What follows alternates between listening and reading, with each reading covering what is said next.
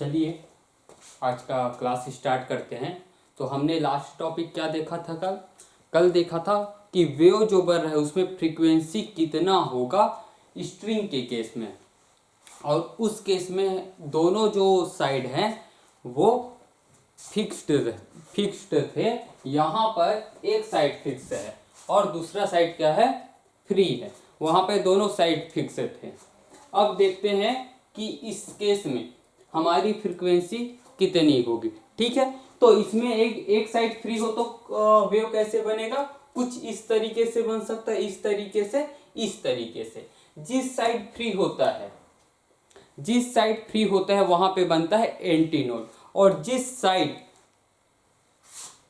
Fixed होता है उस साइड क्या बनता है, नोड बनता है। कल दोनों साइड ही नोड बन रहा था, आज एक साइड नोड बन रहा है, एक साइड एंटी नोड बन रहा है। इसमें भी एक साइड नोड, एक साइड एंटी नोड। कल दोनों ही साइड, हर एक वेव में दोनों ही साइड क्या बन रहे थे, नोड बन रहे थे। अब देखते हैं कि इसका फ्रीक्वेंसी कितना आता है। इस केस में जो फ्रीक्वेंसी आएगी V/4L आएगी। L क्या है, स्ट्रिंग का लेंथ है, वायर का लेंथ है। इसमें V/4L तो सेम होगा, लेकिन 1 के जगह 3 आएगा, इसमें 1 के जगह 5 आएगा। 1 3 5। कल क्या आ रहा था, 1 2 3 4 इस तरीके से आ रहा था। आज एक का गेप है, 2 नहीं है, 4 नहीं है, 6 नहीं होगा, ऑड संख्या बस आएगी। अब ये आ कैसे रहा है कि फ्रीक्वेंसी इतना आई, कैसे पता चला? तो देखिए कि एक साइकिल, ये जो एक साइकिल होता है यहां से यहां तक वेवलेंथ कितना होता है, लेमडा होता है, और यहां से यहां तक कितना होता है, λ/2 होता है। तो यहां से यहां तक कितना होगा, इतने पार्ट का कितना होगा, λ/4 होगा। यहां से यहां तक का λ/4। अब यहाँ पे इतना L है और इतना λ/4 है, तो हम क्या बोल सकते हैं, λ/4 = L बोल देंगे।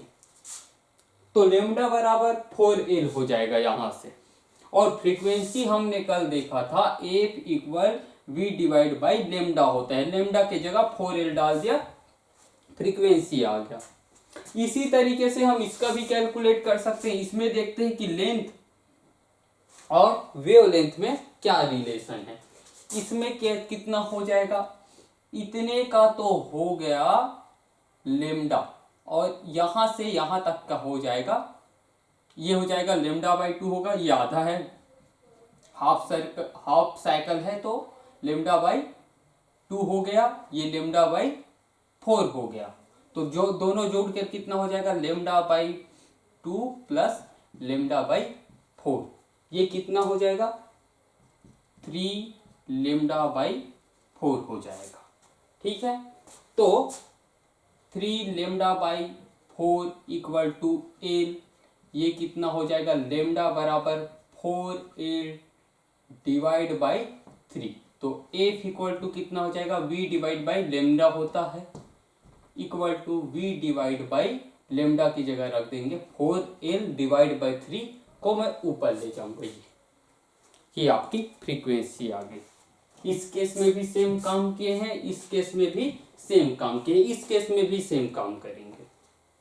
इस केस में क्या होगा, पहले तो स्ट्रिंग का लेंथ और वेवलेंथ में रिलेशन देख लो। यहां से यहां तक कितना है, λ/2 है, यहां से यहां तक कितना है, λ/2 है, यहां से यहां तक कितना है, λ/4 है। λ/2 प्लस λ/2 प्लस λ/4 इतना L के बराबर है। ये कितना हो गया, 5 λ, ये हो जाएगा 5 λ / 4 = L। तो ये हो गया λ = 4L / 5। तो फ्रीक्वेंसी = V/λ, तो V/4L ये आ गया 5।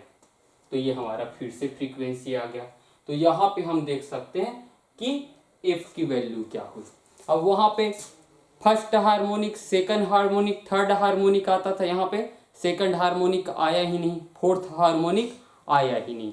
यहाँ पे फ्रीक्वेंसी का रेशियो कितना आया, इसको F1 बोल दो तो कितना आ जाएगा, यहाँ पे फ्रीक्वेंसी का रेशियो जो आ रहा है 1:3:5 आ रहा है, और भी रहेगा आगे 7, 9 कुछ इस तरीके से आ रहा है। ठीक है, तो ये हो गया स्ट्रिंग का केस। अब ऑर्गन पाइप के बारे में देखते हैं। ऑर्गन पाइप में क्या होता है, दो तरह के ऑर्गन पाइप के बारे में पढ़ेंगे, एक ओपन ऑर्गन पाइप, एक क्लोज ऑर्गन पाइप। पहले तो ये समझ लीजिए कि ओपन ऑर्गन पाइप क्या है। एक पाइप समझो, ये एक पाइप है जो दोनों साइड से ओपन हो, इसको क्या बोलेंगे, ओपन ऑर्गन पाइप। एक पाइप हो जो एक साइड से क्लोज हो तो इसको बोल देंगे क्लोज पाइप बोलेंगे, और जो दोनों साइड से ओपन हो उसको क्या बोलेंगे, ओपन पाइप बोलेंगे। सबसे पहला केस पढ़ेंगे क्लोज ऑर्गन पाइप के बारे में। जब इसमें साउंड वेव जाता है, इस दीवार से टकराएगा और वापस लौटेगा, तो जाएगी वो वेव और आएगी वो वेव, सुपर पोजिशन करेगी और सुपर पोजिशन करके एक स्टैंडिंग वेव बनाएगी। अब स्टैंडिंग वेव जो बनेगा कैसे बनेगा, ये जो क्लोज है, क्लोज्ड है, उस साइड नोड बनेगा और जिस साइड ओपन है उधर एंटी नोड बनता है। सभी केस में अब अलग अलग वेवलेंथ का, अलग अलग फ्रीक्वेंसी का वेव बन सकता है, लेकिन सभी केस में जो वेव बनेगा तो क्लोज साइड में नोड और ओपन साइड में एंटी नोड बनेगा। तो ये पहला, दूसरा, तीसरा और भी हो सकते हैं। तो इसका फ्रीक्वेंसी इतना आएगा, इसका फ्रीक्वेंसी इतना, इसका फ्रीक्वेंसी इतना। अब ये बिल्कुल सेम है इस स्ट्रिंग वाले केस से, बिल्कुल सेम। और ये तीनों जो एफ आ रहे हैं वो भी आते कैसे हैं, सेम इसी तरीके से, जैसे कि पाइप का लेंथ कितना है, एल है। सभी केस में पाइप का लेंथ एल है, तो एल बराबर क्या हो जाएगा, λ4 इक्वल टू एल। पहले केस की बात कर रहा हूं, पहला, दूसरा, तीसरा। तो पहले केस के लिए देखिए λ/4 इक्वल टू एल, यानी कि लेमडा बराबर 4 तो फ्रीक्वेंसी बराबर होता है v डिवाइड बाई लेमडा, तो फ्रीक्वेंसी हो जाएगा v डिवाइड बाई 4a। ये आ गया। दूसरा भी सेम है, दूसरा में क्या सेम है भाई, कि l बराबर है कितने के, इतना हो गया λ/4, इतना हो गया λ/2, और ये तीसरा हो जाएगा 3λ/4। तीनों को जोड़ दिए, λ/4 λ/4 λ/4, तो कितना 3λ/4 इक्वल टू एल। इस केस की तरह, बिल्कुल सेम इस केस की तरह। तो यहाँ पे हो जाएगा λ equal to 4l divide by 3, और ये आ जाएगा आपका f equal to v divide by lambda equal to 3v divide by 4a। आप जब लेमडा की वैल्यू यहाँ रख देंगे तो इतना आ जाएगा। तीसरा केस भी बिल्कुल सेम है, तीसरे केस के लिए भी हम फ्रीक्वेंसी निकाल सकते हैं। इसमें क्या होगा, λ/4 λ/4, ये λ/4 λ/4 λ/4, 5λ/4 इक्वल टू एल करेंगे, आ जाएगा फ्रीक्वेंसी का केस। ठीक है, तो इतना लिखिए, फिर हम ओपन ऑर्गन पाइप के बारे में देखेंगे। तो इस केस में और इस केस में जो फ्रीक्वेंसी आती है बिल्कुल ही सेम होती है। अब हम ओपन ऑर्गन पाइप के बारे में देखेंगे, और जो कल स्ट्रिंग वाला केस देखे थे, जो कल का केस था, उसमें जो फ्रीक्वेंसी आती है वो सेम होता है। इसमें और कल देखे थे वो वाला सेम होता है, ये वाला और ये वाला, इसमें जो फ्रीक्वेंसी आती है वो सेम होता है। ठीक है, चलिए तो लिख लीजिए ये।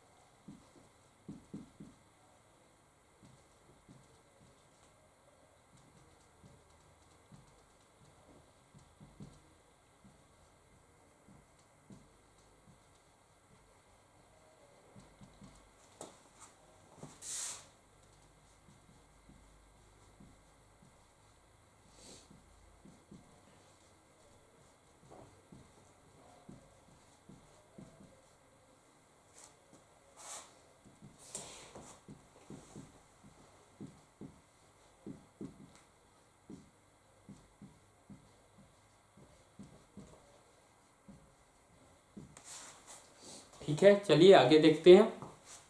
तो सबसे पहले देखते हैं हम अभी देखते हैं हम ओपन ऑर्गन पाइप के बारे में। ओपन ऑर्गन पाइप क्या है कि जिसका दोनों साइड ही ओपन हो। क्लोज ऑर्गन पाइप क्या था, जिसका एक साइड बस ओपन हो, दूसरा साइड क्लोज हो। तो जब इसमें वेव बनेगा तो किस तरीके से बनेगा, इस तरीके से बन सकता है, इस तरीके से, इस तरीके से, और भी केस होते चले जाएंगे। अब इसमें फ्रीक्वेंसी कितना होता है, इस केस में इतना, इस केस में इतना, और इस केस में इतना। जैसे स्ट्रिंग वाले सबसे पहले बार देखे थे, दोनों साइड फिक्स था, उस केस में जितना बना उतना ही इसमें भी बनेगा। अब कैसे ये कैसे रहा है इतना वैल्यू, तो पहला वाला केस देखते हैं। ये वाला क्या करेंगे, लेंथ वेवलेंथ कितने वेवलेंथ के बराबर है, अगर ये हम जान जाए तो हमें पता चल जाएगा। तो ये यहां से यहां तक है लेमडा बाई 4 और यहां से यहां तक है लेमडा बाई 4। तो lambda by 4 plus lambda by 4 equal to l. तो ये कितना हो गया, ये हो गया lambda by 2 equal to l. तो लेमडा इक्वल टू 2l। तो फ्रीक्वेंसी इक्वल टू होता है v डिवाइड बाई लेमडा। तो यहां से हो गया v डिवाइड बाई 2l। ये आपका आ गया, ये फॉर्मूला यूज किए और बस ये किए, ये फॉर्मूला है और ये हम पाइप से देखें और सॉल्व हो गया। दूसरा केस देख लीजिए।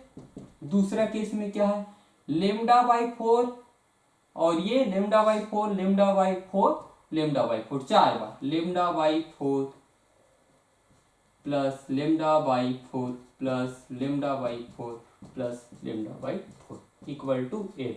तो कितना हो गया, लेमडा इक्वल टू एल आ जाएगा। फिर से फ्रीक्वेंसी का फार्मूला, तो v डिवाइड बाई एल, इसी को मैं लिख सकता हूं 2v, ऊपर नीचे 2 का मल्टीप्लाई कर दिया बस। तो फिर से इतना आ गया, ये केस में भी आ जाएगा। इसमें थर्ड में देखिए, थर्ड में क्या है, थर्ड में है आपका लेमडा बाई 4, लेमडा बाई 4 कितने बार ऐड करना है, 1 2 3 4 5 6 बार। तो 6 बार आप यहाँ पे अगर लेमडा बाई 4 से लेमडा बाई 4 को ऐड कर देंगे तो क्या आ जाएगा आपका, एल के इक्वल आ जाएगा वो, और फिर आप फ्रीक्वेंसी वाला फार्मूला यूज करेंगे तो ये भी आ जाएगा आपका। ठीक है, अब इसको, इसमें जो फ्रीक्वेंसी आ रही इसको बोलते हैं फर्स्ट हार्मोनिक, इस केस को सेकंड हार्मोनिक, इस केस को थर्ड हार्मोनिक, बस हमने नाम दे दिया है। और भी नाम है, क्या नाम है, इसको बोल देते हैं फंडामेंटल फ्रीक्वेंसी। इस वाले केस को फर्स्ट ओवरटोन ये है, ये वाला केस है आपका सेकंड ओवरटोन। जिसको थर्ड हार्मोनिक बोल रहे थे अब उसको क्या बोलेंगे, सेकंड ओवरटोन बोलेंगे। तो कुछ इस तरीके से। इसमें फ्रीक्वेंसी का रेशियो कैसा है भाई, 1 2 3 और आगे, ये 1 हो गया, ये 2 हो गया, ये 3 हो गया, बस इस तरीके से कुछ। तो ये लिख लीजिए, फिर आगे बढ़ेंगे।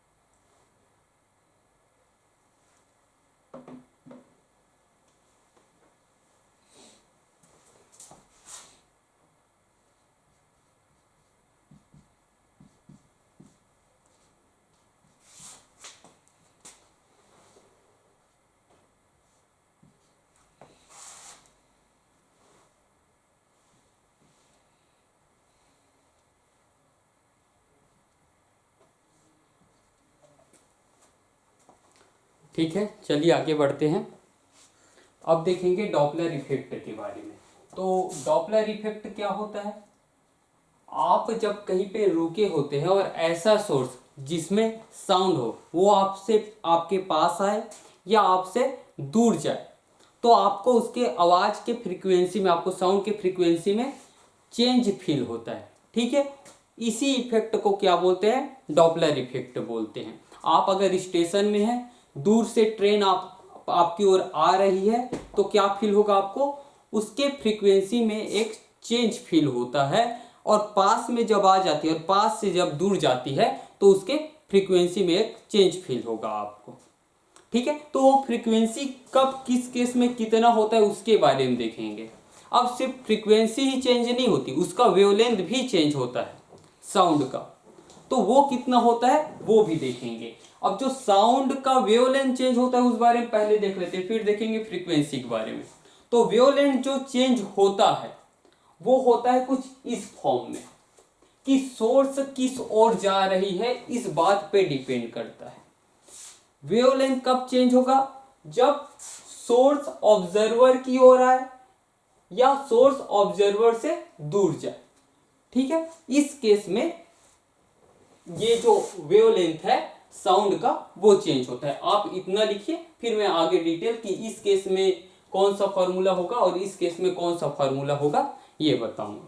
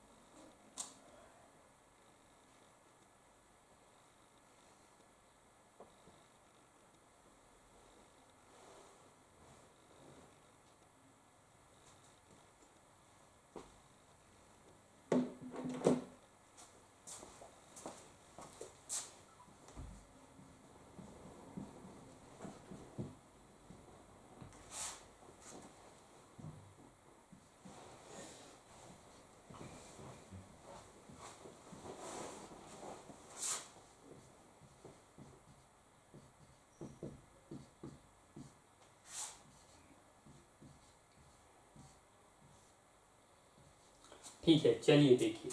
तो जब ऑब्जर्वर रुकी हो और सोर्स ऑब्जर्वर की ओर आए, ठीक है, तो क्या होगा? फॉर्मूला कुछ इस तरीके से होगा। ये लेमडा क्या है भाई फॉर्मूले में? लेमडा है एक्चुअल वेवलेंथ। ठीक है, एक्चुअल वेवलेंथ है, जो रियल में साउंड का वेवलेंथ होगा वो लेमडा है।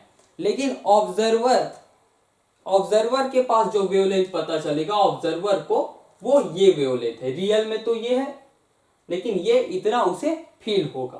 पहला चीज। दूसरा चीज कि इस केस में आप देख सकते हैं कि वेवलेंथ क्या हो रहा है? घट रहा है। जब सोर्स ऑब्जर्वर की ओर आएगा तो क्या होगा? वेवलेंथ घटेगा, और जब सोर्स ऑब्जर्वर से दूर जाएगा तो वेवलेंथ बढ़ेगा। यहां पे v क्या है? v है साउंड का स्पीड, और vs है सोर्स का स्पीड, कि सोर्स किस स्पीड से आगे बढ़ रहा है। ठीक है, तो ये है वेवलेंथ का केस। इसके बाद हम देखेंगे फ्रीक्वेंसी का केस। तो आप पहले ये लिख लीजिए, फिर फ्रीक्वेंसी वाला देखेंगे।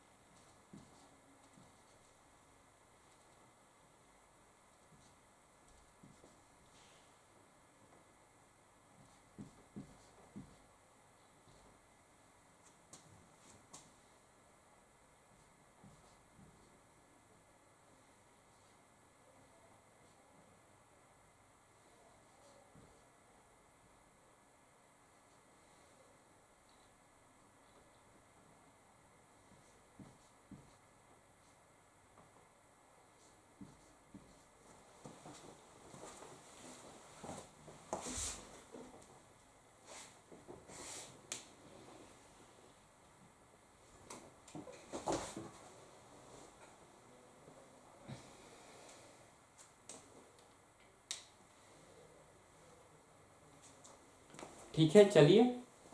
तो वेवलेंथ वाले केस में क्या हो रहा है, जब सोर्स ऑब्जर्वर की ओर जा रहा है तब वेवलेंथ घट रहा है, और जब सोर्स ऑब्जर्वर से दूर जा रहा है तो वेवलेंथ बढ़ रहा है। अगर सोर्स रुका होता और ऑब्जर्वर सोर्स की ओर आता या सोर्स से दूर जाता तो क्या होता, वेवलेंथ के केस में कोई चेंज नहीं होता, ठीक है। लेकिन फ्रीक्वेंसी का केस अलग है। यहाँ पे सोर्स दूर जाए या सोर्स पास आए, या ऑब्जर्वर सोर्स के पास आए या सोर्स से दूर जाए, तब फ्रीक्वेंसी में चेंज फील होता है। इस वाले केस में ऑब्जर्वर के पास या दूर जाने से कोई इफेक्ट नहीं पड़ता, लेकिन इसमें पड़ता है। अगर ऑब्जर्वर और सोर्स एक दूसरे के करीब आते हैं, कैसे भी किसी भी कंडीशन में, या तो सोर्स मूव करे या तो ऑब्जर्वर मूव करे, लेकिन अगर वो पास आएंगे तो ऑब्जर्वर को क्या फील होगा कि साउंड की फ्रीक्वेंसी जो है बढ़ती हुई फील होगी। और दोनों में से किसी भी के मोशन के कारण या दोनों के मोशन के कारण उनके बीच का रिलेटिव डिस्टेंस अगर बढ़ता है तो क्या होगा, उस ऑब्जर्वर को फील होगा कि फ्रीक्वेंसी जो है घट रही है। तो फ्रीक्वेंसी का जो फार्मूला होगा कुछ इस फॉर्म में होगा। एफ जो है एक्चुअल फ्रीक्वेंसी है, और ये जो है ऑब्जर्वर को कौन सा फ्रीक्वेंसी फील होगा, कौन सा फ्रीक्वेंसी लगेगा, ये वी क्या है, साउंड का स्पीड है। वी ओ क्या है, ऑब्जर्वर किस स्पीड से आगे बढ़ रही है, मोशन कर रही है, वो है।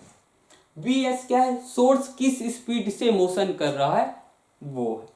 अब देखते हैं कि ये आपका एक फॉर्मूला है, इसका यूज कर करके हम अलग अलग केस में देखेंगे कि कौन सा फॉर्मूला बनेगा। याद करने की जरूरत इन सभी केस में नहीं है, बस इसको है, इसमें बस इसको है, ठीक है। तो इस केस में देखते हैं कि हम फार्मूला अलग अलग केस में ये सारे जो फार्मूला लिखे हुए हैं वो कैसे आएंगे। तो इस केस में देखिए, ये ऑब्जर्वर रुका हुआ है, रेस्ट पे है, और सोर्स दूर जा रहा है। ऑब्जर्वर रुका हुआ है तो वीओ क्या हो जाएगा, 0 कर देंगे, तो ये ऊपर में वी बस बचेगा। एस क्या हो रहा है, दूर जा रहा है, इसका मतलब क्या है, फ्रीक्वेंसी कम फील होगी, फ्रीक्वेंसी का वैल्यू कम आएगा, ये जो एफ की वैल्यू कम आनी चाहिए। कम कब आएगी, ये प्लस होगा कि माइनस तब कम आएगी। अगर प्लस होगा, ये वैल्यू अगर बड़ी होगी तब ये कम होगा, ठीक है। तो यहां पर ये प्लस हो जाएगा, तो ये आपका फार्मूला आ गया। इस केस को देखिए, ऑब्जर्वर रुका हुआ है तो वी ओ को तो 0 कर देंगे, बाकी सब सेम रहेगा। इसमें देखते हैं कि प्लस आएगा कि माइनस।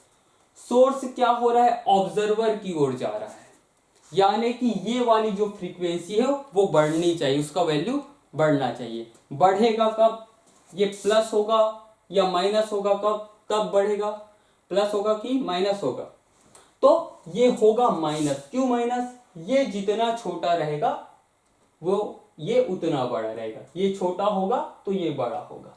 इस केस में देखिए, सोर्स रुका हुआ है, सोर्स रुका हुआ है का मतलब क्या है, Vs 0 कर देंगे, इसमें Vs है नहीं क्योंकि 0 है। अब ऑब्जर्वर दूर जा रहा है सोर्स से, तो फ्रीक्वेंसी क्या होगा, घटेगी। अब इसमें ऐसा क्या रखे, प्लस रखे कि माइनस, की फ्रीक्वेंसी कम हो जाए। अगर माइनस रखते हैं तो फ्रीक्वेंसी कम होगा, ये माइनस हो तो ये वाला पार्ट छोटा आएगा और फ्रीक्वेंसी कम हो जाएगी, ठीक है। अब इस केस को देखिए, ऑब्जर्वर सोर्स के पास जा रहा है, Vs क्या होगा, 0 होगा क्योंकि ये रुका है, और फ्रीक्वेंसी बढ़ेगी, फ्रीक्वेंसी बढ़ेगी, Vs हो गया 0 और ऊपर में आएगा प्लस। क्यों प्लस आएगा, क्योंकि फ्रीक्वेंसी बढ़ रही है। इस केस में क्या हो रहा है, अब दोनों मोशन में, बाकी सभी केस में कोई एक रेस्ट पे था, इस केस में दोनों ही मोशन में है। दोनों मोशन में है तो वीओ भी होगा और वीएस भी होगा। ओ के कारण फ्रीक्वेंसी बढ़ रही है, तो ओ के कारण फ्रीक्वेंसी बढ़ रही तो ऊपर में तो प्लस होगा। एस के कारण फ्रीक्वेंसी इसके कारण भी बढ़ रही है तो नीचे में माइनस होगा। जब नीचे के कारण, सोर्स के कारण बढ़ता है तो यहाँ माइनस आता है, और ओ के कारण बढ़ता है तो ऊपर में प्लस आता है। इस केस में देखिए, ओ के कारण घट रहा है फ्रीक्वेंसी, तो ओ के पास में क्या आएगा, माइनस, और सोर्स के कारण भी घट रहा है तो क्या आ जाएगा, यहाँ पे प्लस आ जाएगा। तो कुछ इस तरीके से हम ये फार्मूला बना सकते हैं। ठीक है, याद रखने की इन सभी केस को जरूरत नहीं है, ये आपको याद हो तो बाकी सब बन जाएगा। तो ये लिख लीजिए। और आज का आपका क्लास यहीं तक था, अगला टॉपिक हम कल देखेंगे। Okay, thank you.